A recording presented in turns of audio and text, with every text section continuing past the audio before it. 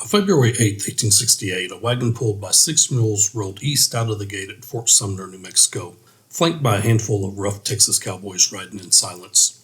They weren't moving cattle. They were bringing a man home on one of the longest and ultimately most famous funeral processions in history. The man in that wagon had been dead since September, 4 months buried in foreign soil, Union soil, which he had told his partner before he died was the one thing he could not bear. His partner had promised him it wouldn't stay that way.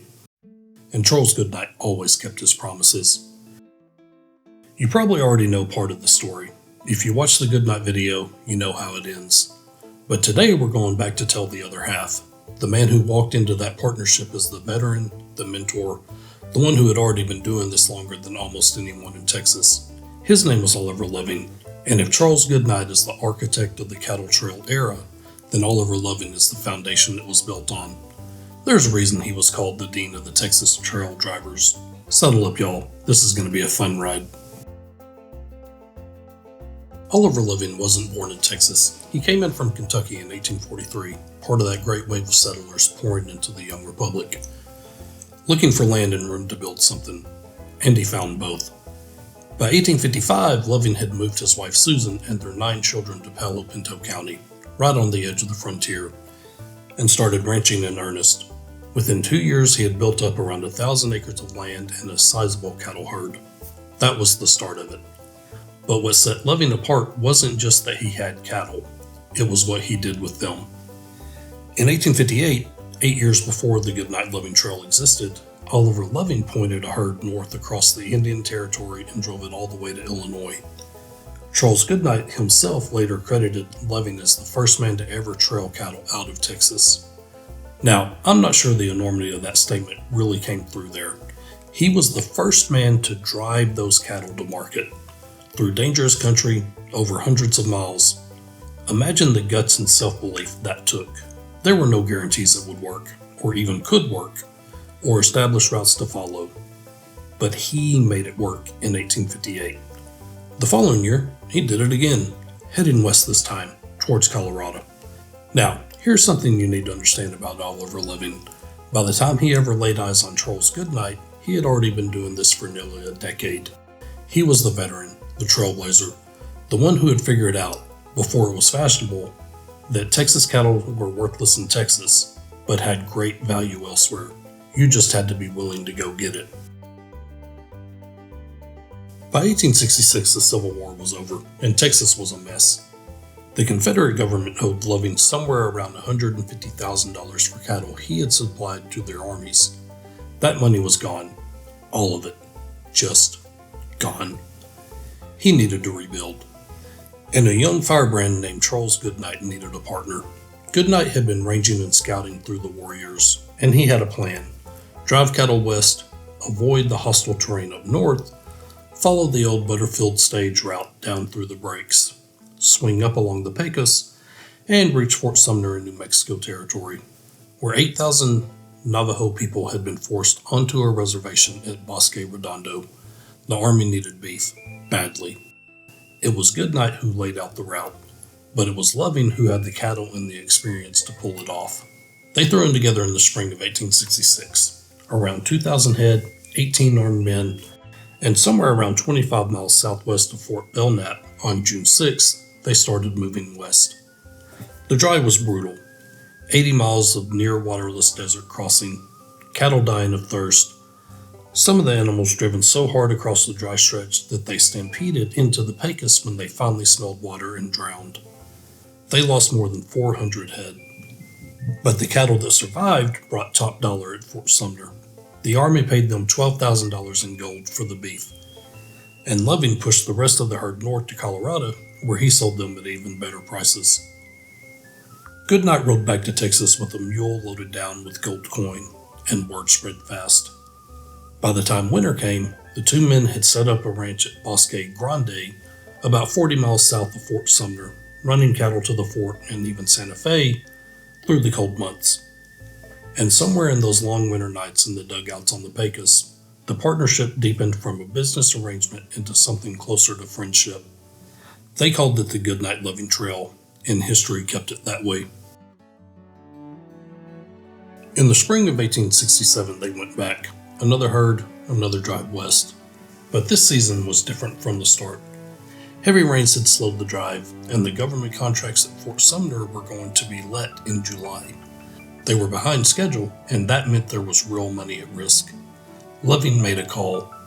He and their most trusted scout, a man named Bill Wilson, whom Goodnight called the clearest-headed man in the whole outfit, would ride ahead of the herd, get to Fort Sumner first, secure the contracts before somebody else did.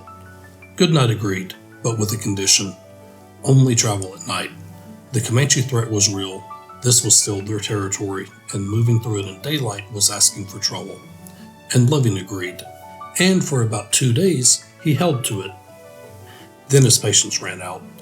Around 2 o'clock in the afternoon on a day in late June, somewhere just across the New Mexico line near the Pecos, Bill Wilson spotted them.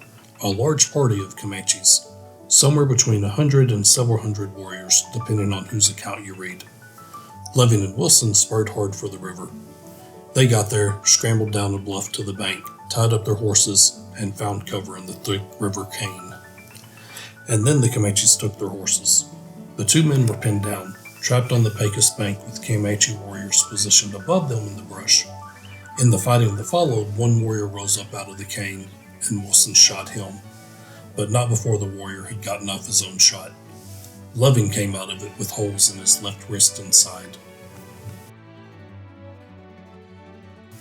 Loving's wounds were serious. He was 54 years old, bleeding, pinned down with one good arm and dwindling ammunition. That night, he told Wilson to go, slip into the river, drift downstream past the Comanche positions, get back to Goodnight, tell him where to find the body. Wilson didn't want to leave his partner, but Loving insisted. What Wilson did next is one of the greatest survival stories in Western history.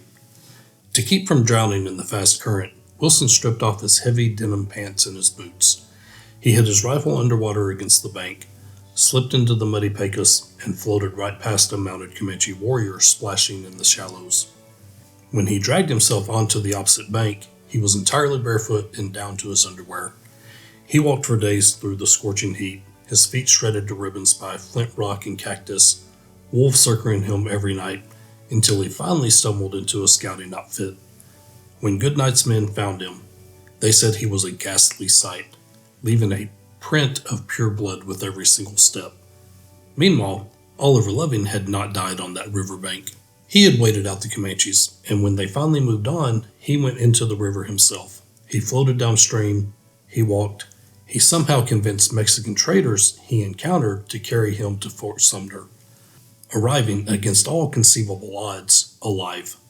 When Goodnight's search party rode back out to look for him, they found the spot where Loving and Wilson had made their stand. They found a page torn from Loving's notebook, pinned to a thorn bush. In it, a note, in case anyone came looking. But Loving was already gone.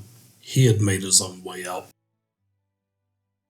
What adds another layer of misery to the whole thing is, the wound should have been survivable. The hole through his wrist wasn't a death sentence, not in and of itself, but 5 days in the Pecos, the water, the exposure, the infection, had done their work. Gangrene had set into the arm. The fort's doctor had never performed an amputation, and told Loving plainly he didn't want to try. By the time Goodnight arrived, riding hard after hearing word that his partner was alive, the infection had progressed past managing. Loving had held on, specifically, I believe, to wait for Goodnight. He didn't want the surgery without him there. And he survived it.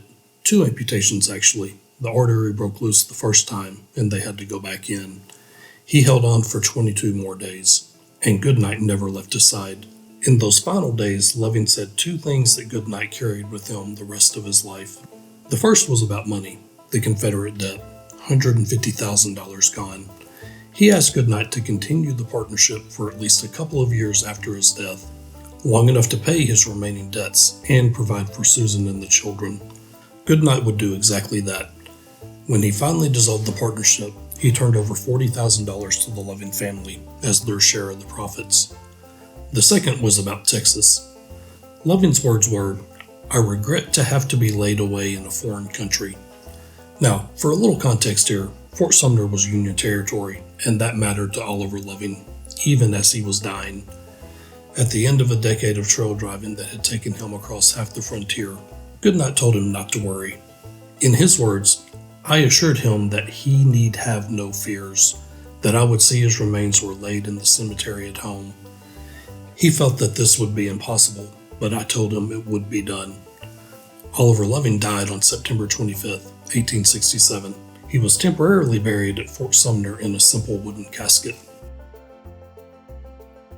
Goodnight didn't come back for him until February. He had a herd to deliver, contracts to honor, the work of the living that had to be done before he could attend to the dead. But he came back, and when he did, he didn't just dig up the box and load it in a wagon. He had his cowboys gather every 5-gallon kerosene oil can they could find around Fort Sumner. They flattened them, soldered them together, fashioned a large tin casket, crude, functional, completely improvised on the frontier. Inside that went the wooden one, packed around it several inches of powdered charcoal. The tin was sealed and the whole thing crated for the road. On February 8, 1868, with 6 big mules and harnesses and Texas cowboys riding ahead and behind, the wagon rolled out of Fort Sumner. The historian J. Evetts Haley called it the strangest and most touching funeral cavalcade in the history of cow country. Down the Pecos, across the Llano Estacado, through the cross timbers, 600 miles of the same trail they had ridden together, now made in reverse, by the man who had made a promise. They delivered Oliver Loving to the Masonic Lodge in Weatherford, Texas. He was buried with fraternal honors in Greenwood Cemetery, next to his wife and children, right where he had asked to be. He was home. It would be easy to think of Loving as a side character, since Goodnight was larger than life. But Loving in his own right is a member of the Cowboy Hall of Fame and an inductee of the Hall of Great Westerners. History remembers his importance even if he isn't as widely known today as I believe he should be. Oliver Loving didn't live to see what he had set in motion. The trail that bore his name, along with Goodnight's, would go on to become one of the defining arteries of the cattle drive era. Other drivers followed it. It was extended north to Cheyenne, Wyoming. Millions of Longhorns walked those miles after Loving himself was in the ground. His son, James C. Loving, carried on the cattle business in Texas. Loving County, Texas, the least populated county in the state, out in the far west, carries his name. So does the town of Loving, New Mexico, near where that final ambush happened along the Pecos. And then there's Lonesome Dove, which y'all may have heard of. Larry McMurtry built the bones of Gus McCrae's death around Oliver Loving. The attack near the river, the wound, the long wait, the dying wish to be taken home to Texas. The promise made and kept. If you've seen the miniseries, you know the scene. Robert Duvall as Gus, Tommy Lee Jones as Cole.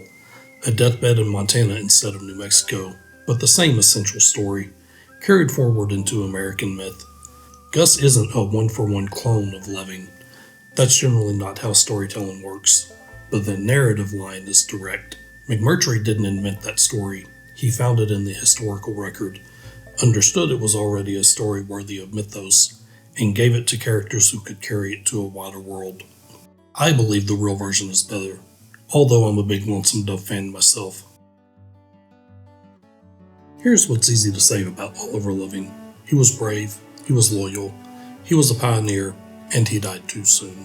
All of that is true, but what strikes me, the more time I spend with the story, is the specific texture of who he was.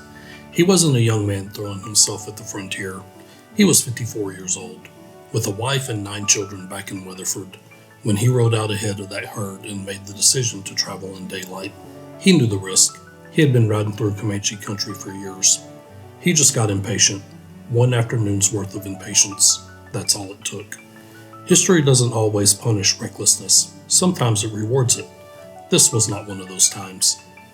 What it gave us instead was the other story, the one that actually endures. Not the trail, not the gold, not the cattle empire, the friendship, the promise.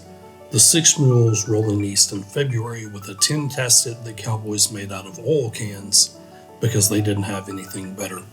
Charles Goodnight was 31 years old when he buried Oliver Loving in Weatherford. He would live to be 93. He had 62 more years to build a legacy of his own. He never stopped calling Loving my old partner. Some things don't need a verdict. Some stories just need to be told. Thanks for riding with us today. If you enjoyed this breakdown, Hit those like and subscribe buttons so you don't miss the next video that drops. We'll see y'all down the road.